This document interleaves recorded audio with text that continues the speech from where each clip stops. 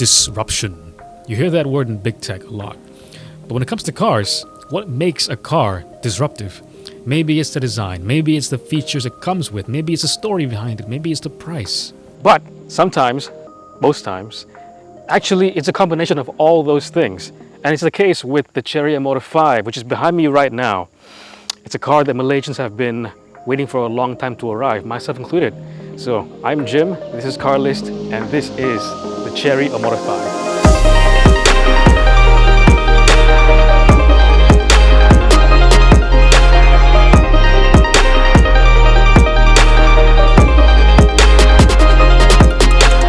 So, what do I call this thing disruptive? Well, just look at it. It's a B7 SUV, but it's trying to get your attention really hard, right? There's two variants, the Comfort and the H, the Honor, right? And this is what this is. The C, the Comfort, starts at just 109,000 ringgit, okay? And that is disruptive in and of itself. This comes in at 119,000 ringgit. And the amount of equipment you get in both variants is top-notch. Neither one of them is even close to being kosong spec.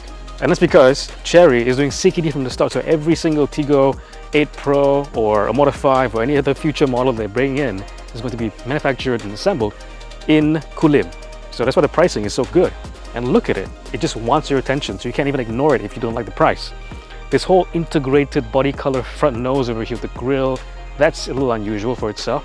The whole headlight situation is that you have the main beams down here. And over here you have the DRLs and the signal lights. And going to the side, you can see the 18-inch wheels are two-tone. You don't see that very often either. And then on to the two-tone everything else, basically the wing mirrors, the roof versus the body color. You have the red accents down here. Everything is kind of geared to make you pay attention and look like, hey, I'm the Omoda 5, I'm here, I'm youthful, I'm funky and exuberant. Buy me, please. And the thing is, this coupe roofline is done nicely. It's definitely a B7 SUV, but it gets looks, okay? At the back, well, it's a nice looking design. Chery right there, the whole light bar thing happening over here, the white contrasting nicely with the roof and the bumper. Unfortunately, these are not real at all. The exhausts are just exposed down here, kind of hidden. Yeah, so this car, the Omoda 5, right? It might be a bit extra for some, I get it. It's not really the most conservative car you can buy. Look, it's got white, it's got black, gloss black, it's got gray, it's got everything going on, red. But it's got the most important feature that all of us want. That's premium, right? Look, sequential signal lights at the tail lights and headlights and the boot. Coupe roofline, so you think it might not be that great, but it's got actually 360 liters of space. And you know, flat boot floor, easy to load, all this stuff, and a little bit bigger than a certain other localish competitor in the space. Inside the Omoda 5, wow, it does make an impression, guys. Look, everything is not really the most premium materials. It's plastic, yeah, but it's really well thought out because the plastics belong where they belong. They feel sturdy, high quality, and if you want things to impress your friends, ahead of you is dual 10.25-inch screens, okay? And then you have a wireless charger over here, so you can just like rest your phone down here, it charges, you can still see it, what is happening on your phone. Over here you have the center console, which is sturdy and nice, and of course you have a huge sunroof. And you've also got 64 color ambient lighting, and this screen, of course, infotainment system supports Apple CarPlay, Android Auto, and over here you have the HVAC controls, okay, the aircon stuff like, you know, dual zone climate control, and you have actually physical buttons to control things. And usually, like cars these days, are going to all screens. So they have a screen, all the controls are on the screen. But over here, senang je. Just I want it colder, I want it warmer, I want it more fan, less fan, senang je. So in the back seats, actually a lot of space for me at least, a lot of headroom. That's actually decent. Over here you have a lot of legroom actually. The seats themselves are very comfortable, very plush. I don't think they're actually leather, but they are very soft, it's perforated. I'm not sure if they're heated. I don't know if the front can be heated and cooled as well. At the front as well, you get like nicely contoured seats, like sport bucket seats. In the back, they do a good job of kind of keeping you supported, but it's fine. You know, armrest down here, air conditioning vents, USB-A by the way, which is surprising. And generally a lot of space. Feels more than it's worth. And it's a pretty typical story under the bonnet itself because you find, guess what? A 1.5 liter turbo petrol engine. This one produces 156 horsepower and 230 Newton meters of torque. So, you know, it's not the most powerful, definitely not the most powerful, but it is, I would say, adequate. But to prove that to you and how this thing performs, by the way, it's hooked up to a CVT, which we'll get into, is to show you how it drives. Carlist.my is your one-stop destination for buying and selling cars. From new cars like this Chery Omoda 5 to used cars, Carlist has Malaysia's largest selection for you to choose from. And for the best experience, download the Carlist app for iOS or Android. So, driving the Omoda 5, this B-segment SUV, macam the formula is the same, you know, you get 1.5 turbo, you get the same amount of dimensions, you give it like a coupe-ish roofline, you make it funky, you make it youthful, you make it, you know, the car that people in their late 20s, 30s, family also might want to buy. And you know, because it has a decent sized boot, it has 5 seats and it's above the ground a little bit, it's like the default car these days. So of course, Chery with the Omoda 5 has taken that into account. Okay, let's make an optimized version as much as we can, an optimized version of those same ingredients to make a B-segment SUV that would rival immediately the big names in the industry, which I haven't said yet. The Proton 50X and the Dahon VRH. Yeah. All right. How does this thing drive? Tell you what, it looks sporty from the outside, right? Coupe roofline, got spoiler kat belakang and everything.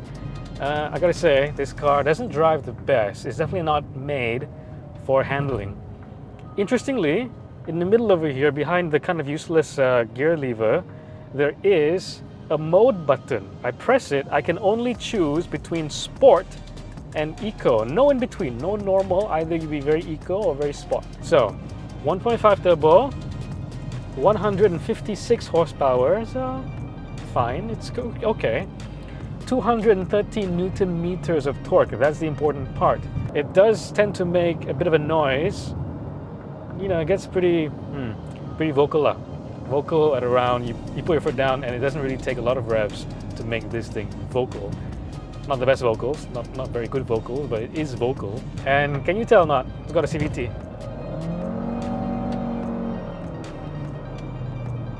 Yeah, vocal. It's got a CVT, 9 virtual ratios, which, what's the cornering like? Very vague, very Myvi, very Myvi in the feel. This is the boxy Myvi, not the new Myvi. It's an SUV, what can I say, okay? It's an SUV, it's quite soft in suspension. The 18-inch wheels don't really provide that much, as much pliancy as I thought it would be, because you do get quite a lot of sidewall. You know, 18 inches isn't that big for this amount of wheel well to fill up. So you get quite thick wheels. I thought you have more, you know, dampening from the wheel itself. Not really. So you have all this screen real estate. You got a sunroof, you got the Sony speaker system, 8 speakers, you got ambient lighting. So it's all there to impress you. On those check marks, it all ticked. But there are some nitpicks that I'm going to list down right now. The impressive part is the screen. Of course, you get two 10.25 inches, and that's an interesting number, is it? 10.25. It seems that every car has, in this aspect ratio, a 10.25 inch screen. What happened? Like, there's one manufacturer of screens just decide, like, okay, if you're building a car, we'll only sell you 10.25 inches. We can sell you as many as you want. You want 2, one for infotainment, you want 1 for driver's display? Fine, we'll sell you 2, but same size, okay? And everyone just went, fine. This thing though, besides nitpicks, does have all the safety features. And that's what I think I like most about Chery right now. 108K you can spend on the base level comfort, and you still get everything. You get AEB, you get cruise control, you get blind spot monitoring, you get lane keep assist, you know, all those big headlining active safety things. I think you miss out on the 360 camera, which I admit in this, the Honor, is pretty impressive. Very useful, but I don't need it. Not in a car this compact, an SUV this compact. Yeah. All the safety, it ticks all the boxes in terms of equipment. It drives decently, got enough power. And it comes with a 7-year warranty, guys. You buy this and you get a 7-year, 150,000 kilometer warranty. 7 years. Talk about putting your money where your mouth is. 7-year warranty. And you have people like, you know, the German manufacturers, BMW, I think even Audi, but I know BMW, by default, offers you a 2-year warranty, which you can pay extra to upgrade to the 5-year warranty. 5 years should be the standard. Accept nothing less than 5 years. And here you are with Chery, you get 7-year warranty. And you can extend that, okay? When they launch this car, there's a promo, right? There's a promo so that if you're one of the first 3,000 customers to buy either this or the Tiggo 8 Pro, you get a 10-year warranty. And I think like a 1,000,000 kilometer warranty on the engine. How nuts is that? But the thing is, even if you're like the 3,001st customer, okay, you missed out on being the early bird, you can still get that 10-year warranty if you pay 2,000 ringgit extra. Only 2,000 ringgit. Think about that. Over the course of your 10-year ownership, how much is 2,000 ringgit? Peanuts.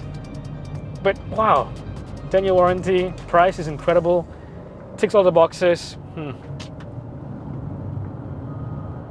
I might say that this is a pretty good car. Disruptive, yeah. Will it be as good in resale value as, you know, the other competitors? I don't know.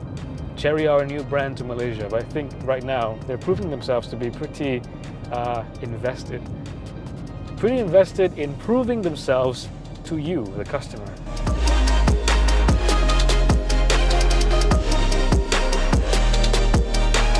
So in the end, what do we think about the Omoda 5 from Chery? I think it is a very good start for the brand, first of all, because it is competing in a very crowded, competitive segment, the B7 SUV space, where you have competitors that also give you a lot of value for your money, and this stands out as giving you exceptional value for your money and backed up by a 7-year warranty. And the strong start for the brand isn't like the end of it. They have more coming. They have next year apparently plans for hybrids, plans for EVs, maybe even an EV version of the Omoda 5. Right now, there are things I can nitpick with it. The styling may be a bit too in your face for some. There's some quality, not quality, but kind of like tweaking they could do for this car that I would really appreciate. But all those are just nitpicks. Right now, it is a very strong product that really kind of disrupts the norm of the B segment SUV space. And that's great. So if you have 108,000 ringgit to spend on a car like this, yeah, you could do a lot worse than the Chery Omoda 5. Once again, I'm Jim. This has been Carlist. You know what? Subscribe if you want to. If you liked it, press like. If you dislike it, press dislike. Leave us a comment. Let us know what you think of the Chery Omoda 5.